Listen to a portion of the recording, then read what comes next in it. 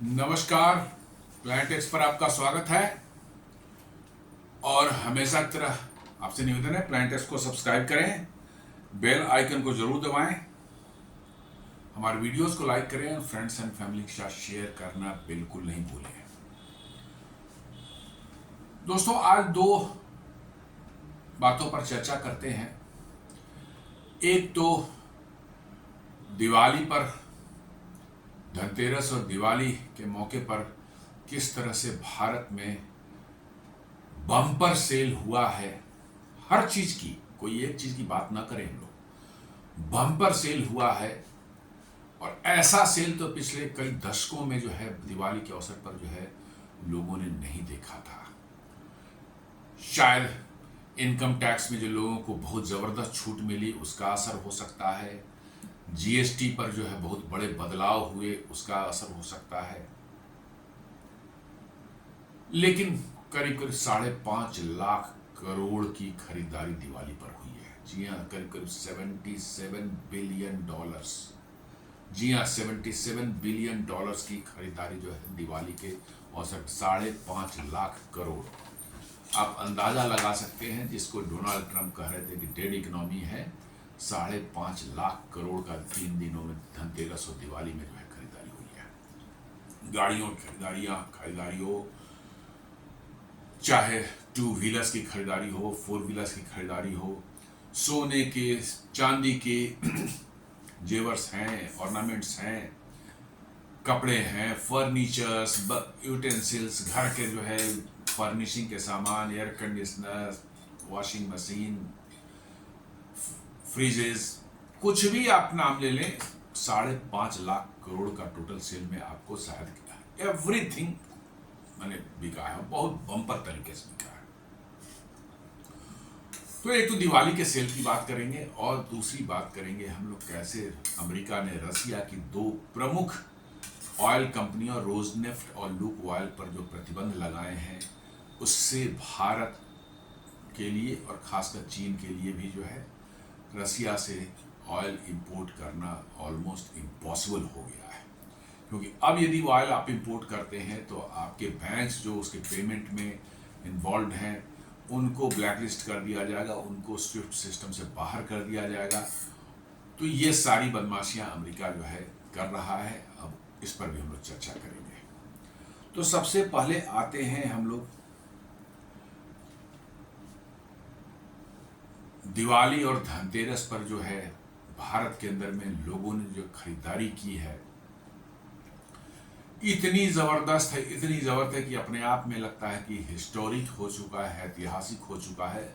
और सच पूछिए, दुनिया को जब इसकी जानकारी 1-2 दिन बाद लगी तो दुनिया जो है दांतों तले उंगली दबाकर बैठी हुई है कि भैया भारत में ऐसा क्या है कि एक दिन में जो है धनतेरस के दिन $77 बिलियन की जो है खरीदारी भारतीय कर सकते हैं। आज तक वो समझते थे कि भारत गरीबों का देश है, भारत के पास कुछ नहीं है, ऐसे ही बस भारत चल रहा है, इनकी भारतीयों की भेकड़ी होती है, इनको आता रहता कुछ नहीं, पैसे नहीं इनके पास है। पैसे तो अमेरिकन और गोरों के पास में है, इसलिए जो है भारत तरक्की थोड़े कर सकता है, लोग ऐसे ही चलते रहेंगे। लेकिन एक दिन की खरीदारी धनतेरस ने जो है उनकी रातों की नींद उड़ा रखी है। जी हाँ, 5.5 लाख करोड़ यानी करीब करीब $77 बिलियन के आसपास में जो है एक रात में, एक दिन में, 24 घंटे में जो खरीदारी हुई है, इससे जो है पता चलता है कि भारतीय इकोनॉमी के क्या स्ट्रेंथ है और कैसे प्रधानमंत्री मोदी जिस तरह से चाल चल रहे हैं हम भारत की इकोनॉमी को आगे बढ़ाने के लिए और दुनिया की बदमाशियों खासकर अमेरिका और यूरोप से उनसे भारत को बचाने के लिए जो काम कर रहे हैं, कैसे वो चीजें सफल होती हुई दिख रही है। जी हाँ, आप देखें तो अभी नहीं, इस साल के पहले से ही जो है इस साल के बजट में आपने देखा है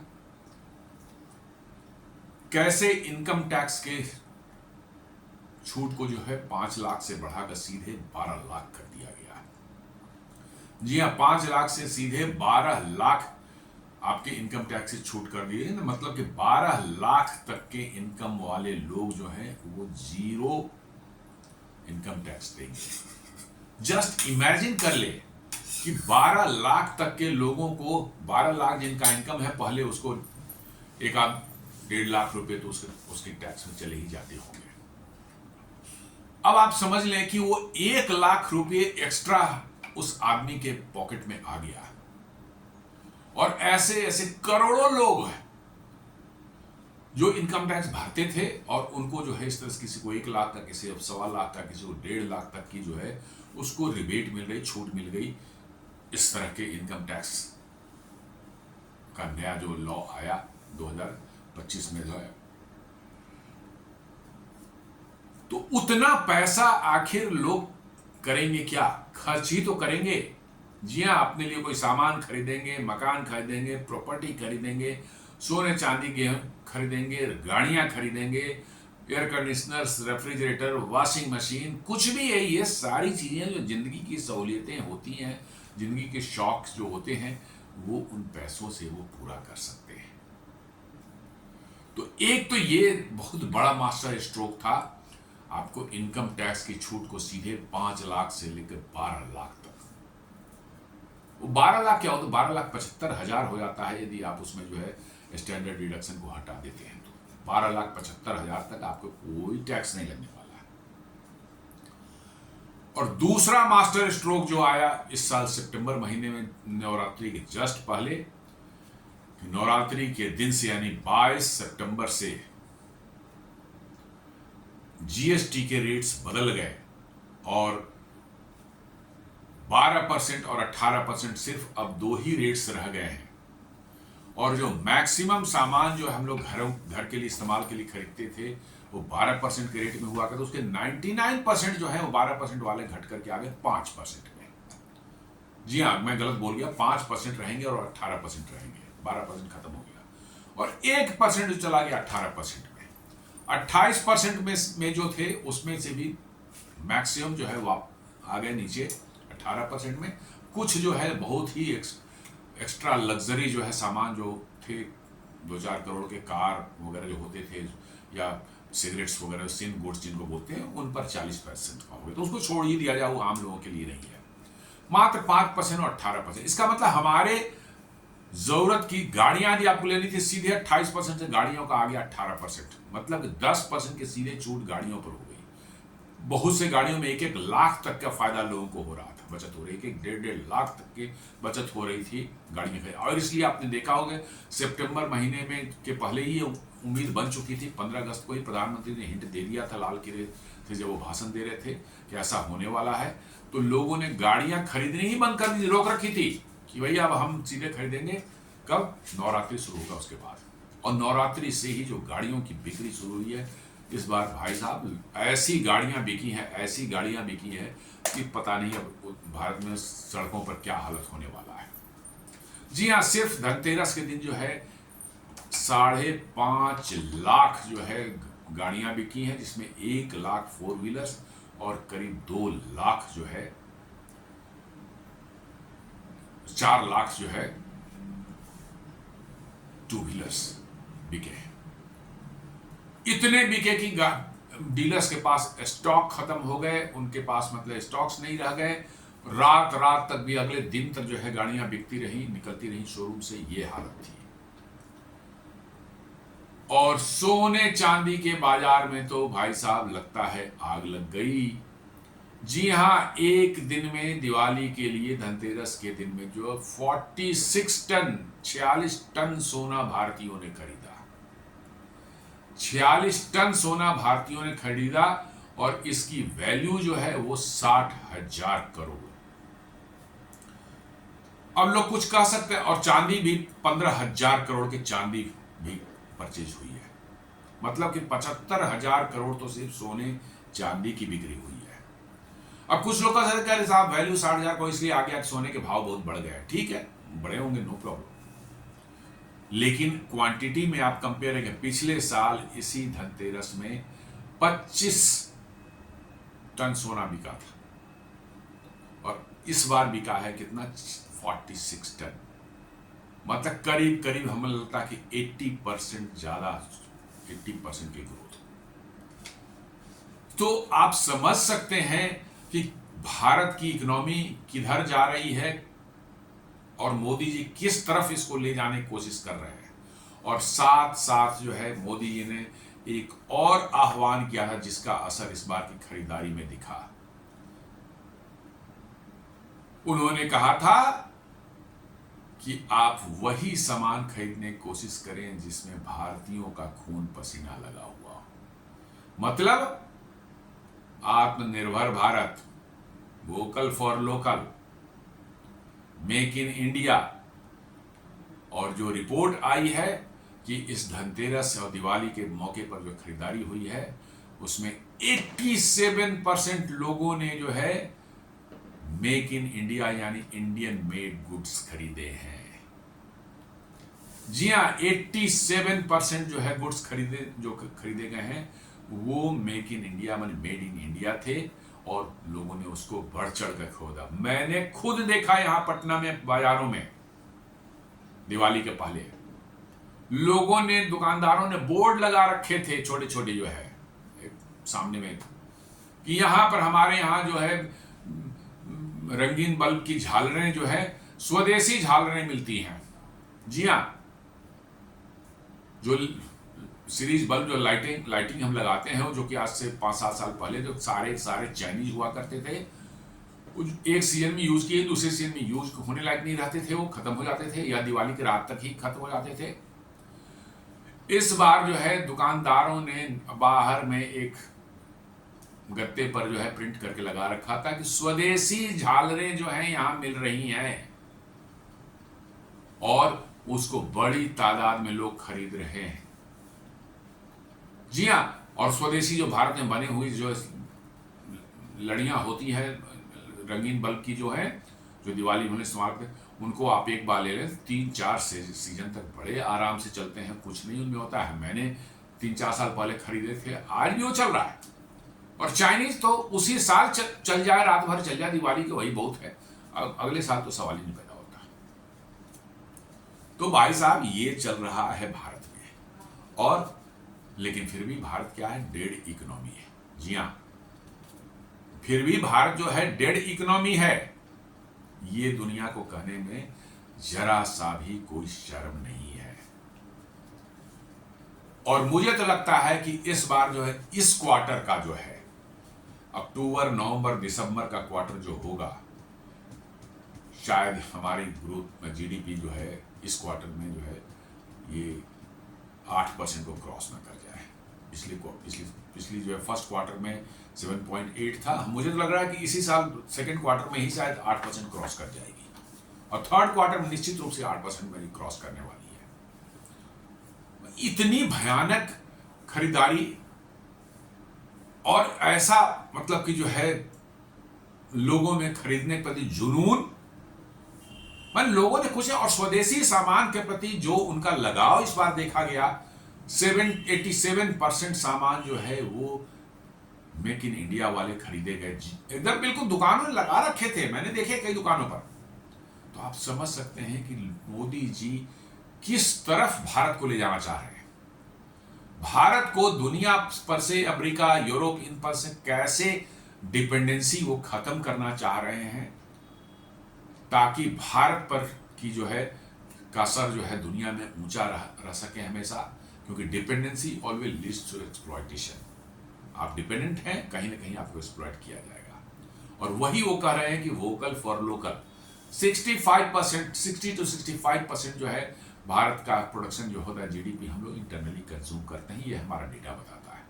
60 to 65 एग्जैक्ट करना मुश्किल है, बट 60 to 65 के बीच में ये है। ऐसा कहा जा रहा है कि जिस डायरेक्शन में हम जा रहे हैं, ये शायद 2030 तक it can go up to 70 to 72%।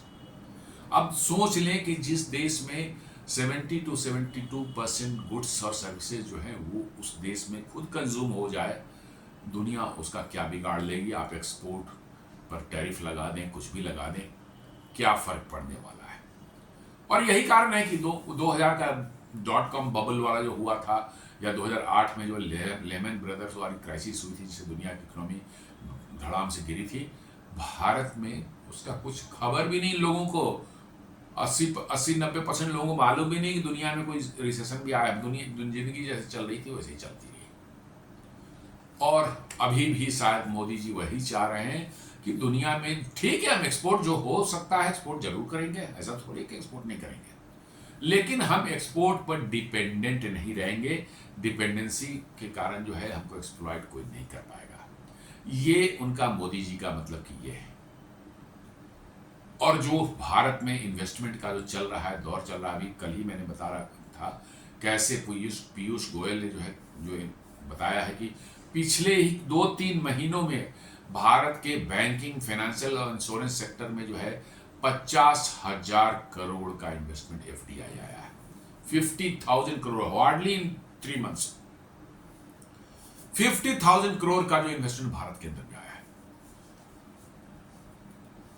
और आप समझ सकते हैं कि भारत जो है, यदि हम इसी तरह रफ्तार से हम आगे चलते रहे और इसी रफ्तार से जो हमारा ग्रोथ होता रहा, तो निश्चित रूप से जो है अगले 10 सालों में हम दुनिया के बहुत बड़ी एक आर्थिक शक्ति बन सकते हैं।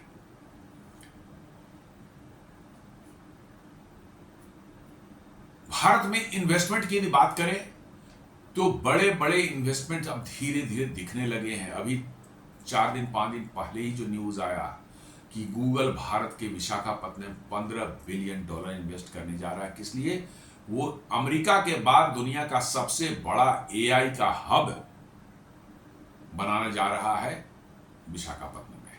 उसके लिए पूरा जो डेटा सेंटर बनेगा वो होगा, और साथ साथ जो उसको पूरी तरह से ग्रीन एनर्जी से फीड करने के लिए जो है बहुत बड़े स्तर पर जो है सोलर और विंड फार्म्स जो है लगाए जाएंगे वहाँ पर, ताकि उस डेटा सेंटर को पूरी की पूरी तरह से ग्रीन एनर्जी से ही हम चला सकें। तो आप समझ सकते हैं कि गूगल जैसी कंपनी जो है दुनिया का सेकंड बिगेस्ट डेटा सेंटर जो है वो भारत में लगाने जा रहा है। क्या वहां पर कोई बेवकूफ लोग बैठ गए हैं गूगल में जो है, जो कि गूगल का सत्यानाश करने तुले हुए हैं, या कि उनका दिमाग खराब हो गया है कि भाई अनाप शनाप डिसीजन ले रहे हैं, उनको समझ नहीं आ रहा को करने क्या जा रहे हैं? नहीं, ऐसी कोई बात नहीं है। ना वो बेवकूफ है ना उनका दिमाग खराब हुआ है। उनका दिमाग बिल्कुल सही चल रहा है और वो इंटेलिजेंट हैं। उनको पता है कि फ्यूचर कहां है। जी हां, फ्यूचर कहां है उनको मालूम है, और वो वहीं इन्वेस्ट करना चाह रहे हैं। एक रिपोर्ट अभी 3-4 दिन पहले मैंने देखी थी जिसमें बताया जा रहा था कि भारत में डेटा सेंटर का जो अभी कैपेसिटी है अभी करीब 1 गीगावाट। जी हाँ, डेटा सेंटर की कैपेसिटी जो मापी जाती है गीगावाट, 1 नहीं 1.5 गीगावाट बोल सकते हैं आप, गीगावाट में मापी जाती है। क्योंकि data centres are hugely power hungry. उनको इतना पावर चाहिए क्योंकि पावर ही सिर्फ है, पावर कंज्यूम करते हैं, हीट जनरेट करते हैं, उस हीट को भी ठंडा करने के लिए, इक्विपमेंट ठंडा करने के उसके लिए पावर लगती है। तो सिर्फ पावर, इसलिए डेटा सेंटर की कैपेसिटी पावर में ही नापी जाती है। ज्यादा पावर बताया जाए कि 100 मेगावाट का डेटा सेंटर है तो 200 मेगावाट का डेटा सेंटर जो है उसे डबल साइज का होगा माना जाता है। 500 मेगावाट का डेटा सेंटर उसे 5 गुना साइज का होगा। तो वही बताया जा रहा है कि भारत में 1 से 1.5 गीगावाट का जो है डेटा सेंटर की कैपेसिटी भारत में है। दिस इज गोइंग टू मतलब कि increase up to 12 gigawatt by 2030। 12 gigawatt, आप समझ रहे हैं, मैंने 1.5 से आप सीधे 12 गीगावाट 2030 तक जा रहे हैं। और इसके लिए जो इन्वेस्टमेंट भारत में आने वाली है वो करीब करीब $50 बिलियन की। जी हाँ, $50 बिलियन की इन्वेस्टमेंट भारत में आने वाली है 2030 तक, सिर्फ डेटा सेंटर के लिए। तो क्या दुनिया या बड़ी बड़ी कंपनियां ये मूर्ख हैं या उनका दिमाग फिर गया है? चाहे उनको बिल्कुल बिजनेस करना नहीं आता, नहीं, उनको सब कुछ आता है। दे नो कि कहां फ्यूचर है और क्यों वो भारत आ रहे हैं। उसका कारण है भारत में जो है स्टेबल पॉलिसीज, स्टेबल ट्रांसपेरेंट यहाँ के गवर्नमेंट का जो है डीलिंग जो है वो अच्छी, जो है जुडिशियल जो है यहाँ की एक सिस्टम है वो है। और एक सबसे बड़ा चीज है कि आपके भारत में जो टैलेंट है, जी हाँ, भारत के अंदर में चाहे इतना जो कोई भी लोग जितना ही बोलें, लेकिन भारत में जो टैलेंट है खासकर आईटी क्षेत्र में, डेटा साइंस में और कंप्यूटर साइंस में जो है, वो दुनिया में इतनी बड़ी संख्या में शायद ही कहीं मिले। ठीक है, आप कह सकते हैं कि स्किल लोगों का कम हो सकता है, लेकिन वंस वो फुटहोल्ड जमा लेते हैं, उनको कहीं नौकरी मिल जाती है, ट्रेनिंग मिल जाती है, फिर उसके बाद उनका देखिए वो कैसे काम करते हैं। एग्जैक्टली वही हो रहा है। छोटे छोटे इंजीनियरिंग कॉलेज से लोग निकल कर पहली बार कोई छोटी कंपनी में नौकरी करते हैं और उसके बाद 2-3 साल के अंदर देखिए कैसे जो है छलांग लगाते हुए कहां से कहां पहुंचते हैं। ये तो दिख रहा है मैं अपने घर में देख रहा हूं, इधर उधर देख रहा हूं कैसे लोग राइज कर रहे हैं। तो कहने का ये सेंस है, और that too at a fraction of cost what it would have costed in USA. जी हाँ, जो डेटा साइंस का साइंटिस्ट जो है, यहाँ डेटा साइंस का जो है एक इंजीनियर जो होगा, भारत में यदि जो जिस काम करने के लिए जितने पैसे ले उसको दिए जाएंगे, अमेरिका में उसका कम से कम 8 to 10 टाइम्स। जी हाँ, सीधे 8 to 10 टाइम्स। तो आप समझ लीजिए कि 8 to 10 टाइम्स का मार्जिन, मतलब करीब आप 1/10 पर आप यहाँ वही काम करवा सकते हैं, और वही क्या मुझे लगता है कि शायद उससे बेहतर भी काम करवा सकते हैं। तो किसको नहीं आकर्षित करेगा ये? दुनिया क्या बेवकूफ समझती है लोगों को? भाई कौन ऐसा है जो यहाँ ये चीज छोड़ करके जो है अमेरिका में वो काम करना चाहिए? इसलिए मैं कहता हूँ सारी टेक कंपनियां, उनके लिए ऑप्शन नहीं है अगले 10 सालों में, सिवाय इसलिए कि वो अपने डेरा डंडा अमेरिका में बंद करें। ट्रंप चाहे जितना भी चिल्ला लें, उनके जो भी हैं वहां पर जितना भी शोर शराबा मचा लें, वो उठ करके भारत ही आएंगी। जहां भी कॉस्ट एडवांटेज है वहीं पर मतलब कि जो है कंपनियां जाती हैं।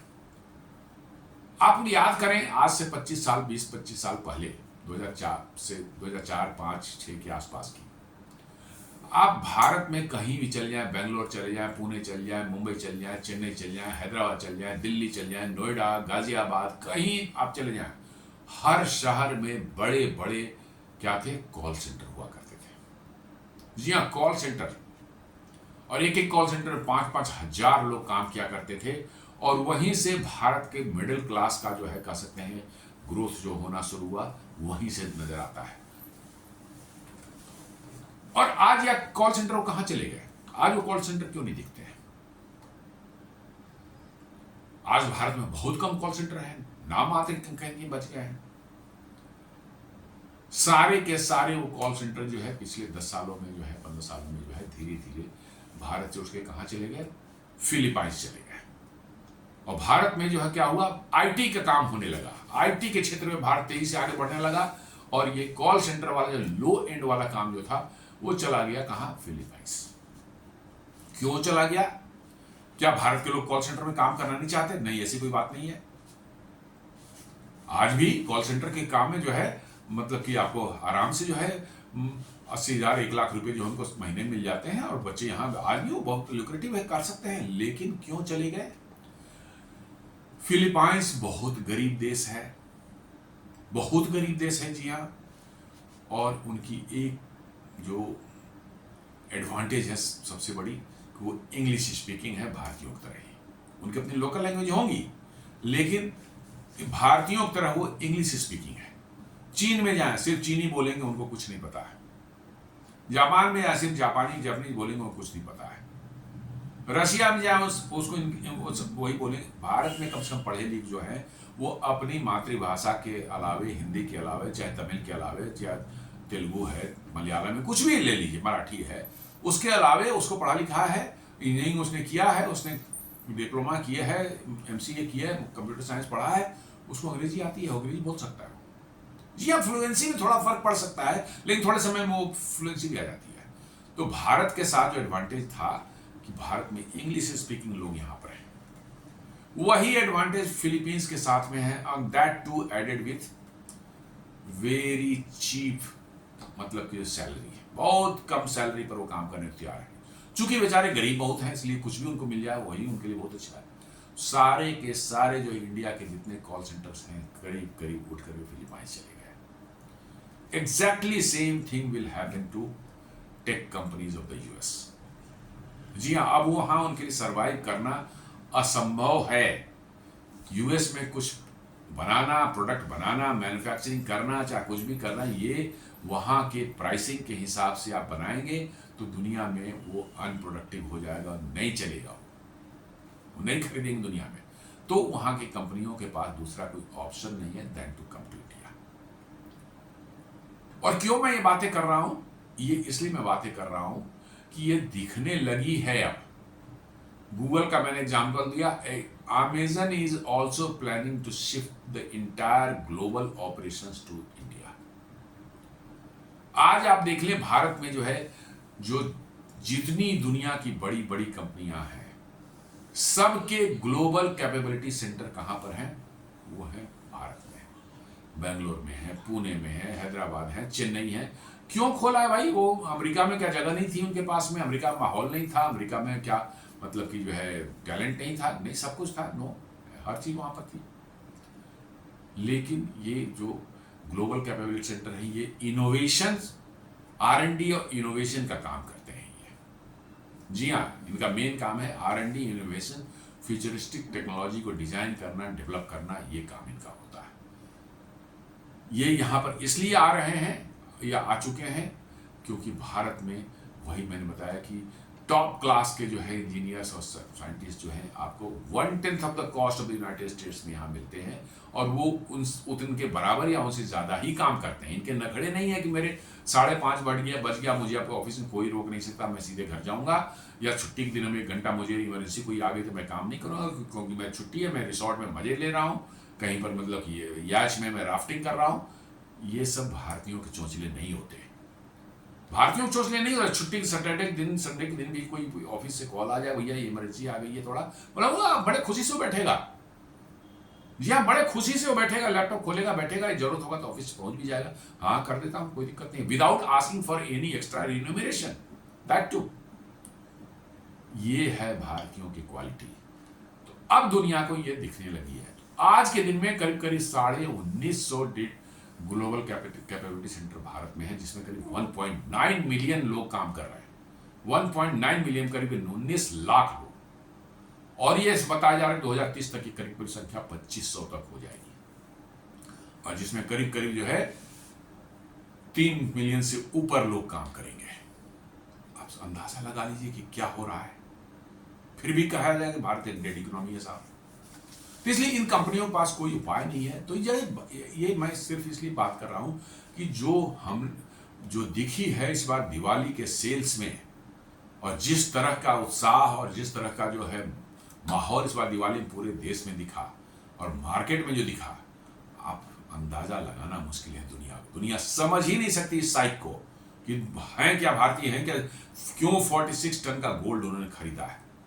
अरे भाई, ट्रेडिशनली जो है भारत में जो है गोल्ड जो है लोगों के सेंटिमेंट साथ और उनके कल्चर के साथ जुड़ा हुआ है। जी हाँ, हर माने ऑस्पिशियस ओकेजन पर जो है गोल्ड का इस्तेमाल होता है। और गोल्ड जो है हमारी संस्कृति में आज से नहीं, हजारों हजार साल से, 10-20 हजार साल से गोल्ड हमारी संस्कृति के साथ वैसे ही जुड़ा हुआ है जैसे सांस हमारी जिंदगी के साथ जुड़ा हुआ है। हर भारतीय, चाहे सोना जितना ही मंगा हो, थोड़ा हो ज्यादा हो, उसका कुछ ना कुछ सोना होगा, थोड़ा ही सा होगा, 10 ग्राम ही हो, 5 ग्राम ही होगा। ये है भारत की संस्कृति और ये है भारतीयों का जो है मिजाज। तो इस बार भारत ने दिखाया कि कैसे दुनिया जो भारत के बारे में सोचती है वो सोचते रहे, लेकिन एक्चुअल में भारत है क्या। और ये 5.5 लाख करोड़ का की खरीदी और 46 टन सोने का खरीद जो है अपने आप में अभूतपूर्व है। और देखना है अगले साल शायद ये इस रिकॉर्ड को भी ब्रेक कर दे। तो ये तो था दिवाली का जो है, और दिवाली से रिलेटेड भारत की इकोनॉमी के बारे में हम लोगों ने थोड़ी चर्चा की। अब दूसरी चर्चा कर लेते हैं जो कि लिटिल बिट डिस्टर्बिंग है। रसिया के 2 ऑयल कंपनी, बड़ी ऑयल कंपनी रोजनेफ्ट और लुकऑयल, जिससे कि भारत की कंपनियां जो है रिलायंस इंडस्ट्रीज, नायरा एनर्जी और कुछ PSUs भी जो है ये तेल खरीद रही थी अमेरिका से, ये रसिया से। और चाइना भी उन्हीं कंपनियों से जो है तेल खरीद रहे थे। हम लोग करीब करीब 1.7 मिलियन बैरल पर डे हम लोग ले रहे थे। चाइना तो हमसे थोड़ा ज़्यादा ले रहा था, करीब उनका 2 मिलियन बैरल के पर डे के आसपास में था। अब क्या है कि अमेरिका ने जो है उन दोनों कंपनियों पर प्रतिबंध लगा दिया। और उन प्रतिबंध लगने का जो असर ये होता है कि ठीक है, आप लेने गए हैं, तेल ले सकते हैं, उसे ले लीजिएगा तेल कंपनियों से, लेकिन उसकी प्रोसेसिंग आप करेंगे, कौन करेगा? कोई ना कोई बैंक करेगा। उसकी पेमेंट की प्रोसेसिंग कोई ना कोई तो बैंक करेगा। और जैसे ही उस बैंक ने उसकी प्रोसेसिंग की, उस बैंक पर जो है सैंक्शन लग जाए, सेकेंडरी सैंक्शंस लग जाएंगे। और उसको दुनिया के स्विफ्ट सिस्टम, जो अमेरिका का दादागिरी जो बना रखा है, society for world wide inter bank, मतलब कि जो फाइनेंशियल टेलीकम्युनिकेशन जो इसको बोलते हैं स्विफ्ट, उससे वो बाहर कर देंगे, जो रशिया को उन्होंने 2022 में किया था। और फिर दुनिया से ट्रांजैक्शन उस बैंक की करीब करीब बंद हो जाएगी। ये एक ऐसी चीज है जिसका तोड़ दुनिया को निकालना पड़ेगा, नहीं तो अमेरिका ये बदमाशी ऐसी तरह करता रहेगा। और इसी की को तोड़ निकालने के लिए बहुत कसरतें हैं जो यूपीआई भारत का है, और भारत जिसको दुनिया के अन्य देशों में बढ़ाने की कोशिश कर रहा है। कहीं ना कहीं मुझे लगता है कि स्विफ्ट का ही जो है एक पैरेलल में, हालांकि अभी छोटे स्केल पर है, 17-18 देशों ने इसको अडॉप्ट किया है, कुछ और देशों के साथ बात चल रही है। हो सकता है कि 1-2 साल के अंदर में 40-50 देश इसमें आ जाए। कारण कि ये स्विफ्ट यदि हो जाता है तो आप शायद डॉलर को स्विफ्ट को बाईपास करके जो है यूपीआई के थ्रू जो है काम चल सकता है, लेकिन अभी उसके आने में वक्त है। अब समस्या ये आ गई है कि जैसे ही उन्होंने जो है रोजनेफ्ट और लुकवाइल, ये 2 बड़ी कंपनियां वहां की, उस पर उन्होंने प्रतिबंध लगा दिए हैं। अब भारत की कंपनियां निश्चित रूप से तेल तो उनसे नहीं खरीद पाएंगी। तेल खरीदेंगे तो फिर आपकी प्रोसेसिंग कोई बैंक करेगा नहीं। चाइना थोड़े से जो है तेल, उनकी जो पाइपलाइन के थ्रू जो आती है वहां से, रसिया से जो है, उस पर बैन नहीं लगा है। ये सिर्फ सी बॉर्न क्रूड पर लगा है, जो शिप से जो है आते हैं, सिर्फ उस पर लगा है। पाइपलाइन के थ्रू जो है जो हो रहा है उस पर नहीं लगा है। उस पर लगा कर अमेरिका को पता भी नहीं चलेगा कितना क्रूड आया, कितना नहीं आया। उसकी पेमेंट में भी कोई स्विफ्ट इन्वॉल्व नहीं है, वो युआन रूबल में उनका चलता है। इसलिए उसका कारण है कि युआन में आप जितना ही पेमेंट, मतलब कि जो है रशिया जो है आपको रशिया से तेल लेने आप कर दें, क्योंकि रशिया बड़े तादाद में चाइनीज सामान खरीदता है, China factory of the world कहा जाता है, तो सब चीज़ उनको जरूरत होती है, तो वो उसी युआन से जो है चाइनीज खरीद लेते हैं। तो उसमें स्विफ्ट का चक्कर नहीं है। तो वो जानबूझकर, मुझे लगता है अमेरिका ने समझ लिया कि इस पर करने से कोई फायदा नहीं है, वो रुकेगा नहीं। तो उस पाइपलाइन से जो तेल आ रही है वो तेल जो है उनको आ रही है, बट चाइना के जो है जो कंपनियां हैं, रिफाइनरीज हैं, जिनका कि शिप से आता था तेल, उन्होंने अनाउंस कर दिया कि भैया वो लोग अब रसिया से नहीं लेंगे, क्योंकि उनका पेमेंट जैसे ही फंसेगा, जाएगा बैंक में, बैंक या तो मना कर देगा, यदि बैंक ने प्रोसेस करने की कोशिश की, शिप से उसको बाहर कर देंगे। अब इससे लेकर के हड़कंप मच गया है दुनिया में। ऑयल मार्केट में ब्रेंट क्रूड जो है 7% चढ़ चुका है, और WTI क्रूड जो है वो भी 7.5% चढ़ चुका है। इसका मतलब दुनिया में तेल की जो है कीमतें जो है तेजी से इससे बढ़ेंगी, और ऑयल प्राइसेस जो है कंज्यूमर्स तक जो जाती है उसमें इजाफा होगा। भारत में तो खैर कुछ व्यवस्था अपने करते हैं, भारत में अपना जो है हिसाब किताब। आप याद करें कि 2022 में जब यूपी इलेक्शन के बाद से भारत में प्राइसेस में कोई चेंज नहीं हुआ है, थोड़ा घटा ही होगा, बढ़ा तो नहीं है। वो भारत सरकार अपना करते हैं, जब प्राइसेस हाई रहती है क्रूड की तब जो है वो सब्सिडी कुछ दे देती है, जब प्राइसेस लो रहती है तो अपना सेंट्रल एक्साइज बढ़ा करके वो कुछ पैसे सक कर लेती है और अपने पास रखती है। ऐसे ही समय के लिए जब क्रूड प्राइस बढ़े, फिर भी भारतीयों को जो कम से कम तेल का प्राइस बढ़ा हुआ महसूस ना हो। लेकिन कुछ मूर्ख कहते हैं कि तेल का दाम गिर गया तो साहब मोदी जी तुरंत तेल का दाम घटा क्यों नहीं दिया, लेकिन तेल का दाम बढ़ जाए तो बढ़ा दिया जाए, तब यही जो चिल्पो मचाएंगे। भाई आज तुम्हें ज्यादा पैसा देना चाहिए था, तुम कम दे रहे हो, कल तुमको कम देना चाहिए था, तुम ज्यादा दे रहे हो, तो बराबर तो बात वही हो जाती है। लेकिन इन मूर्खों को कौन बताए, भारत में से बहुत से मूर्ख पढ़े हैं, उनको मोदी की इकोनॉमिक्स सही सब समझ में नहीं आती। अब इससे दुनिया में 7-7.5% जो है क्रूड के ऑयल प्राइसेस बढ़ चुके हैं। भारत में तो कोई ठीक है, भारत को सरकार पर जरूर प्रेशर पड़ेगा, लेकिन वो प्रेशर शायद पब्लिक पर रिफ्लेक्ट ना हो पाए, क्योंकि हमने देखा है कि जब तेल के प्राइस जो है 120-130 बैरल भी चले गए थे, पर डॉलर पर बैरल चले गए थे यूक्रेन वार के बाद जो है, तब भी भारत में जो है प्राइसेस नहीं बढ़ाई गई थी। कुछ व्यवस्था दाएं बाएं करके जो है एडजस्ट किया गया था, और प्राइसेस वहीं रही थी। तो उम्मीद करते हैं कि भारत में नहीं हुआ, लेकिन लगाया तो ये सैंक्शन डोनाल्ड ट्रंप ने है। अब इसकी हालत अमेरिका में क्या होगी? अमेरिका में ये सब मैकेनिज्म नहीं चलता। वहां प्राइवेट का मतलब ऐसा प्राइवेट है कि बिल्कुल पब्लिक की तो खून चूस लेते हैं वो। जी हाँ, अभी मैं पिछले साल की बात कर रहा हूँ। पिछले साल मैं देख रहा था कैलिफोर्निया में जो है डीजल इंडियन प्राइस के हिसाब, इंडियन करेंसी के हिसाब से 136 रुपये लीटर डीजल।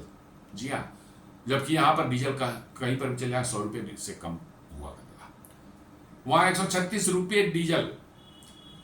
तो ये 7% बढ़े, और उसके बाद और बढ़े ही हैं, घटे नहीं है, अमेरिका में बढ़े ही हैं।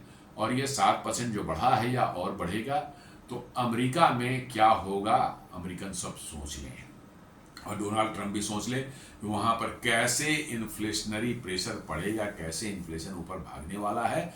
क्योंकि अमेरिका में तेल के प्राइसेस, पेट्रोलियम प्रोडक्ट के प्राइसेस, डीजल पेट्रोल के प्राइसेस बढ़ने का मतलब है एवरीथिंग में आग लग जाती है। जी हाँ, हर चीज में आग लग जाती है। अब देख लीजिए इसके क्या नतीजे निकलने वाले हैं। तो ये नहीं कि अमेरिका इससे बचा रहेगा, अमेरिका भी उतना ही डैमेज होगा जितना औरों को होगा। भारत पर असर पड़ेगा ही पड़ेगा, इन्फ्लेशनरी प्रेशर तो पड़ना ही पड़ना है। हमें हमारे यहाँ जो है इन्फ्लेशन पर तो उतना पब्लिक के बीच में तो नहीं पड़ेगा, लेकिन सरकार पर बोझ तो पड़ेगा। क्योंकि सरकार किसी न किसी पब्लिक को करने के लिए जो है, जो एक्स्ट्रा जो रिफाइनरीज को खर्च होंगे, वो तो सरकार कहीं ना कहीं से तो उनको एडजस्ट करके देगी। तो कहने का ये सेंस है कि डोनाल्ड ट्रंप जो कर रहे हैं दुनिया में, और दुनिया को जिस तरह से अस्त व्यस्त करने की कोशिश कर रहे हैं, मुझे लगता है कि अल्टीमेटली दुनिया तो परेशान हो ही रही है। डोनाल्ड ट्रंप का अपना आशियाना, अपना देश भी उजड़ने वाला है। जी हाँ, ये साफ साफ दिख रहा है। अब अमेरिका, अब यूरोप को ले लीजिए। यूरोप जो है एलएनजी जो है मंगा रहा था, कहां से? रसिया से। और उस एलएनजी का कॉस्ट आप सुनेंगे तो भारत जितना तेल पूरे साल में मंगाया था पिछले साल, उससे करीब करीब 20% ज्यादा कॉस्ट के जो है, पैसे के जो है, इन्होंने एलएनजी इंपोर्ट किए थे। रसिया का करीब करीब 53% एलएनजी जो है अभी यूरोप कर रहा था। अब वो एलएनजी इनको मिलेगा नहीं रसिया से, क्योंकि सैंक्शन लग गए हैं। वही दो कंपनियां हैं, लुकोइल और रोजनेफ्ट है, सैंक्शन लग गए उन पर। अब रसिया मतलब कि जो है ये यूरोप जो है कहां से उतने गैस लाने वाला है, कहां से लाएगा? विंटर्स आ रही हैं। जी हाँ, विंटर्स जो है हमारे यहाँ विंटर्स दिसंबर में शुरू, वहाँ पर हमारे यहाँ विंटर्स भी ऐसे भी तो गुलाबी ठंड रहती है, हमें तो कोई जरूरत नहीं थी भारत में। वहाँ की ठंड जो ऐसी रहती है कि आपको न हीटिंग घर के अंदर ना हो तो आप मर जाए अंदर में, टुटुर कर जो है, जब फ्रीज होकर आप मर जाएंगे। यूरोप का क्या होगा, तेरा क्या होगा कालिया? जी हाँ, भारत को पूछना चाहिए यूरोप से, तेरा क्या होगा कालिया? तो वही हालत है। अपने डोनाल्ड ट्रंप अपने घर में आग लगा रहे हैं, अपने दोस्तों के घर में भी आग लगा रहे हैं। वो जितना भारत को समझ रहे हैं कि भारत को हम डुबाएंगे, नहीं, भारत नहीं डूबेगा। भारत के पास मैकेनिज्म वैसे हैं जो कि जिसको हम एडजस्ट करके जो है पब्लिक पर प्रेशर नहीं आने देते इन चीजों का। अमेरिका में नहीं है, ये 6-7% सीधे ट्रांसफर हो जाएगा पब्लिक को, और पब्लिक को देना पड़ेगा। वहां कंपनियां इसके लिए नहीं बैठी हुई हैं कुछ करने के लिए जो है। तो ये चल रहा है माजरा। मुझे तो आ रही है वही तेरा क्या होगा कालिया जो है यूरोप की। सर्दियां बिल्कुल सर पर हैं, आ चुकी, विंटर से सर पर आ चुका है। और विंटर्स में जो है हीटिंग के लिए जो हमको गैस, और मतलब कि इंडस्ट्री को तो छोड़ दीजिए, इंडस्ट्री का तो जो बाजा बजना है तो बज ही रहा है, उसका तो क्या क्या करेंगे आप। लेकिन हीटिंग के लिए जो उनके ऑफिसेज, घर, ये सब जो है एस्टेब्लिशमेंट, शॉप्स, मॉल्स वगैरह होते हैं, उनकी हीटिंग के बगैर तो वहाँ ज़िंदगी चल नहीं सकती। उसका क्या होगा आप सोच सकते हैं। अभी तक तो बड़े आराम से जो मंगा रहे थे, रसिया से एलएनजी मंगा रहे थे, पहले तो उससे भी आराम से गैस आती थी सीधे पाइपलाइन, जो नॉर्थ स्ट्रीम 1 नॉर्थ स्ट्रीम 2 से आती थी। उसको सीआई ने पहले और जेलेंस्की के साथ मिलकर जो उसको उड़ा दिया। इन्होंने एलएनजी मंगाना शुरू किया, अब एलएनजी पर भी प्रतिबंध लग गया। लीजिए, यूरोप की तो मैं कह रहा हूं ना कि यूरोप की तो सारी हेकड़ी उनके पिछवाड़े में घुस चुकी है। जी हाँ, ये वर्ड मैं यूज कर रहा हूँ, जानबूझ के यूज कर रहा हूँ ताकि इसका इम्पैक्ट लोग समझें। उनकी सारी हेकड़ी यूरोप की उनके पिछवाड़े घुस चुकी है, और मुझे लगता है कि यही अमेरिका का भी हाल यही कुछ दिन होने वाला है। अब इस ठिठुरते जो है विंटर में जो है आपको यूरोप को गैस अरेंज करना पड़ेगा दुनिया से, और अमेरिका अब कितने दाम वसूलेगा उस गैस का देने के लिए यूरोप से, आप समझ सकते हैं। और दे भी पाएगा कि नहीं दे पाएगा मुझे शक है। जी हाँ, भारत ने तो एलएनजी के लिए लंबे 20 साल का कॉन्ट्रैक्ट जो है कर लिया है इसके साथ में, कतर के साथ में, इसलिए भारत को प्राइसिंग का, गैस की प्राइसिंग का तो कोई फर्क ही नहीं पड़ता। लेकिन इनको जो है गैस लेने आएंगे तो इनको तो कतर दोगुने दाम से कम में नहीं देने वाला। तो आप समझ लें कि यूरोप की क्या हालत होने वाली है। Europe is virtually going to ruin, बिल्कुल। तो दोस्तों ये हमारा एक छोटा सा विश्लेषण था आज का, दिवाली की एक बम्पर सेल, और कैसे डोनाल्ड ट्रंप ने जो है अमेरिका, ये रशियन 2 कंपनियां रोजनेट और लुकोइल पर प्रतिबंध लगाकर न सिर्फ अपने लिए बल्कि यूरोप के लिए भी बहुत बड़ी समस्या खड़ी की है। हम लोग के लिए तो की है, लेकिन हम लोग फिर भी निकल आएंगे, हम लोग रिसिलिएंट लोग हैं, लेकिन यूरोप का क्या होगा कार्य आप समझ लेते। तो दोस्तों उम्मीद करता हूँ ये विश्लेषण आपको पसंद आया। हमारा वीडियो लाइक करें, फ्रेंड्स एंड फैमिली के साथ शेयर करें, हमारे चैनल को सब्सक्राइब करें और बेल आइकन दबाना बिल्कुल नहीं भूलें। धन्यवाद।